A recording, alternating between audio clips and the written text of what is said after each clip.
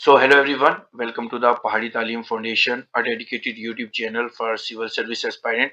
So आज के इस वीडियो लेक्चर में हम आपके साथ डिस्कस करने जा रहे हैं MCQs on Indian history this Indian geography के ऊपर हम आपके साथ डिस्कस करने जा रहे हैं। ठीक है जी।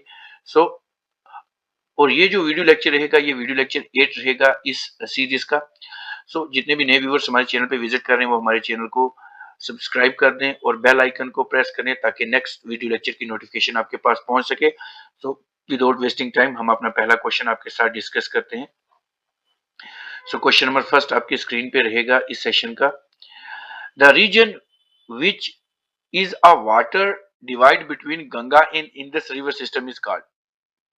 मतलब वो वाला रीजन हमने बताना है जो कि गंगा और इंडस का जो रिवर सिस्टम है, वाटर वो सिस्टम, मतलब गंगा और इंडस रिवर सिस्टम जो है वो यहाँ पे उसका पानी डिवाइड होता है।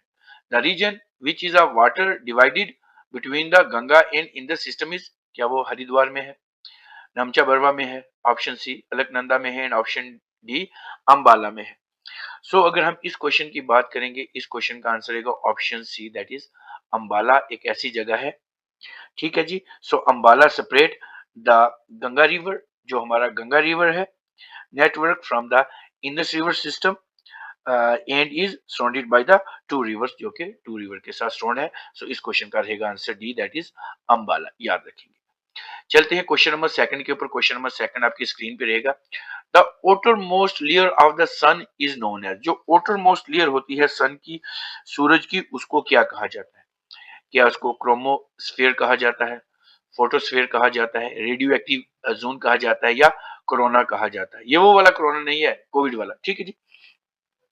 अगर हम इस क्वेश्चन की बात करें, जो outer मोस्ट लेयर ऑफ सन है उसको क्या कहा जाता है? उसको ऑप्शन डी कोरोना कहा जाता है, याद रखें। इस क्वेश्चन का आंसर रहेगा option D, that is corona. ठीक है, याद रखेंगे। The corona is the outer most part of the sun's atmosphere. Corona is usually hidden by the bright light of the sun surface, याद रखें। ठीक है जी। चलते हैं हम क्वेश्चन नंबर 3 के ऊपर। क्वेश्चन नंबर 3 आपकी स्क्रीन पे रहेगा। रिंग ऑफ फायर बहुत ज्यादा इंपॉर्टेंट क्वेश्चन है, काफी बार ये क्वेश्चन एग्जामिनेशन में आ भी चुका है। रिंग ऑफ जो फायर है, ring of fire is found commonly in, ये कहाँ पे पाया जाता है? क्या ये पैसिफिक ओशन में पाया जाता है? क्या ये अटलांटिक ओशन में पाया जाता है? क्या ये इंडियन ओशन में पाया जाता है, या आर्टिक ओशन में पाया जाता है? बहुत इंपॉर्टेंट ये वाला क्वेश्चन है, the ring of fire.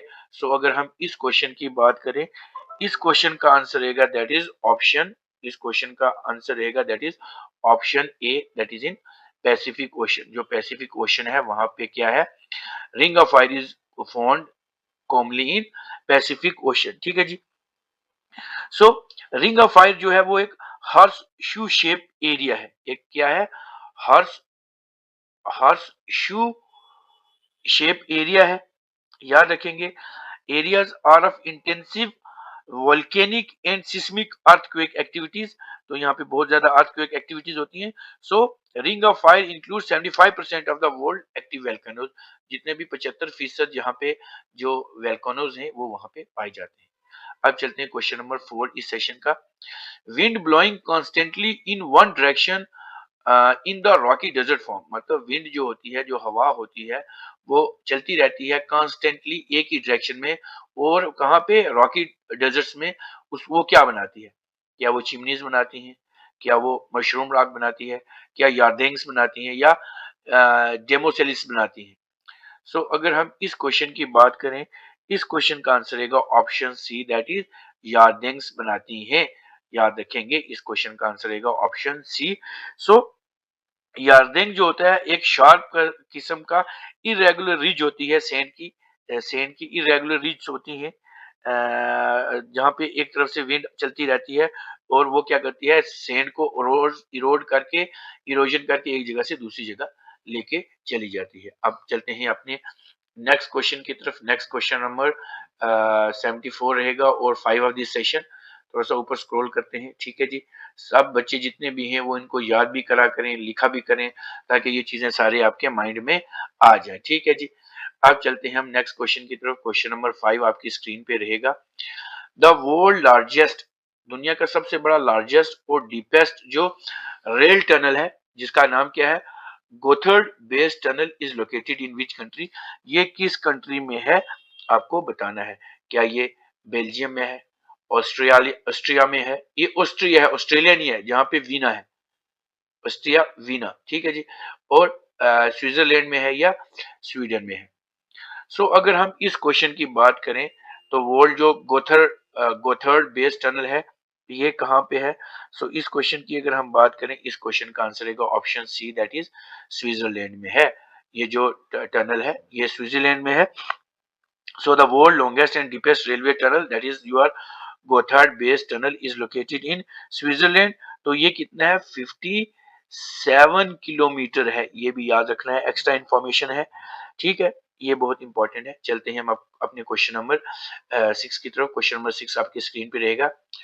One of the following common form of representing remote sensing data as information in the form of, जो remote sensing होता है, remote sensing data जो होता है, one of the most common form of representing remote sensing data as information is in the form of, वो किसकी form में होता है?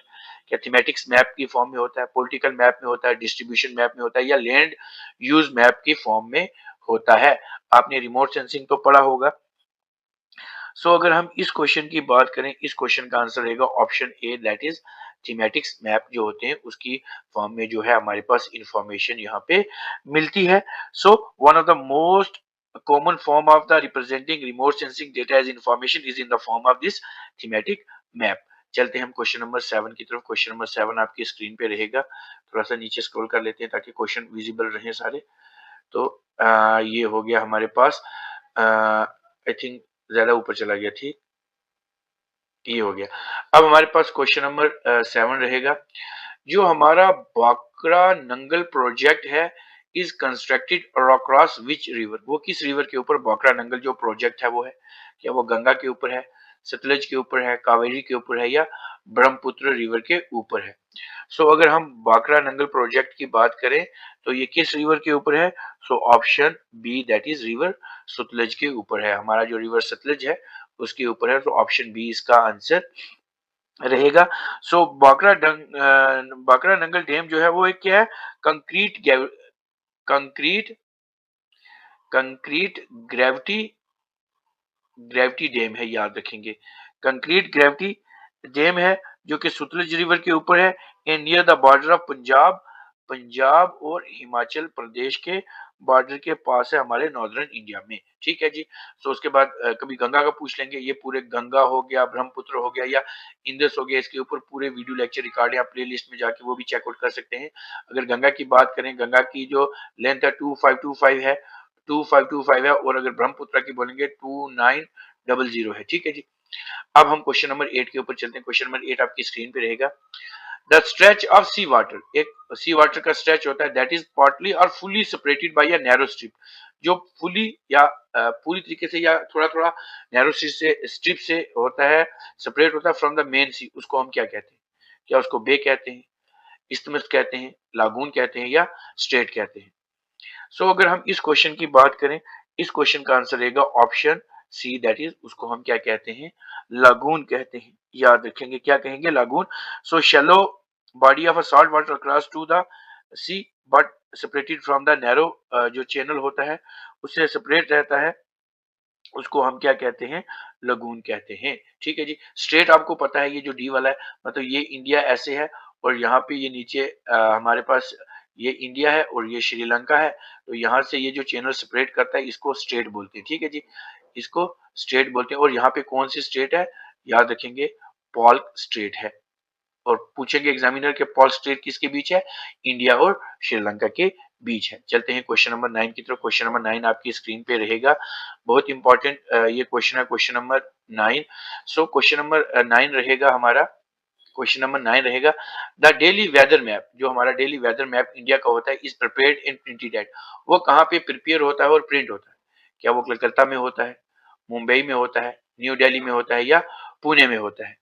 सो अगर हम इस क्वेश्चन की बात करें, इस क्वेश्चन का आंसर रहेगा that is option D, Pune में ये जो हमारा डेली वेदर मैप होता है, ये वेदर मैप ऑफ इंडिया जो है ये पुणे में जो होता है बनता है।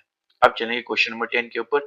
The first protocol to ban the emission of chlorofluorocarbon, जिसको CFCS कहते हैं, chlorofluorocarbon in the atmosphere was made in, मतलब जो हमारा क्लोरोफ्लोरोकार्बन था इसको बैन किया गया था कि जो इसका इमिशन है, इसका मिशन जो है वो बंद किया जाएगा। वो किस प्रोटोकॉल में कहा गया था? क्या मॉन्ट्रियल प्रोटोकॉल में था, ओसाका में था, जिनेवा में था, या ऑप्शन डी फ्लोरिडा में था? अगर हम इस क्वेश्चन की बात करें, इस क्वेश्चन का आंसर रहेगा option A, that is Montreal protocol जो था उसमें ये बोला गया था कि जो क्लोरोफ्लोरोकार्बन था उसका इमिशन जो है वो बैन किया जाए। मॉन्ट्रियल प्रोटोकॉल इसको बोलते हैं, क्या बोलते हैं? मॉन्ट मॉन्ट्रियल प्रोटोकॉल। याद रखेंगे, प्रोटोकॉल जो होता है इसमें कहा गया था, ये एक ऐसी इंटरनेशनल ट्रीटी थी जिसके ऊपर ये बोला गया कि जितने भी ओजोन डिप्लीटिंग सब्सटेंस है उसको क्या किया जाए? बैन किया जाए, जिसके अंदर ये क्लोरोफ्लोरोकार्बन आती थी, क्योंकि ये जो है हमारा जो ओजोन है उसके बीच क्या कर रहे थे? होल कर रहे थे, जिसकी वजह से जितनी भी अल्ट्रा वायलेंट रेज जो हैं वो जमीन के ऊपर आ रही थी, और इसके जमीन पे आने की वजह से कैंसर हो सकता है, जितनी भी मैरीन लाइफ है वो तबाह हो सकती है, उसके बाद कैटरेक्ट हो सकता है, मोतियाबिंद और भी काफी सारी स्किन कैंसर हो सकता था अगर ये सारी हार्मफुल रेज आ जाए। तो इसकी वजह से ये कहा गया था कि जितना भी क्लोरोफ्लोरोकार्बन है उसका जो इमिशन है उसको रिड्यूस भी किया जाए, और मैक्सिमम इसको क्या किया जाए? मिनिमाइज किया जाए, कम किया जाए, ताकि ज्यादा ये यूज में ना आए, क्योंकि जितना भी ये ज्यादा ये यूज में आएगा उतना ही ज्यादा ये हमारा जो ओजोन है उसको डिस्ट्रॉय करेगा, O3 को। और ये एक प्रोटेक्टिव लेयर होती है जो कहाँ पे हमारे ओजोन स्ट्रेटोस्फेयर में है, स्ट्रेटोस्फेयर में ये ओजोन लेयर है। तो अगर बात करें तो आप मुझे कमेंट बॉक्स में ये बताएंगे, ये जो ओजोन होल है ये सबसे पहले किधर डिस्कवर किया था और किसने डिस्कवर किया था? ये क्वेश्चन ऐसा भी एग्जामिनेशन में पूछा जाता है। सो इतना ही ये लेक्चर रहेगा, आप मुझे अपना स्कोर 10 आउट ऑफ 10 में से बताएंगे। ये वीडियो लेक्चर आपको कैसा लगा आप हमें कमेंट करके बताएं। इस वीडियो को ज्यादा से ज्यादा लाइक करें, अपने फ्रेंड्स के साथ शेयर करें, और हमारे चैनल द पहाड़ी तालीम फाउंडेशन को सब्सक्राइब कर दें। मिलते हैं कल एक नए लेक्चर के साथ। Till then take care, good bye.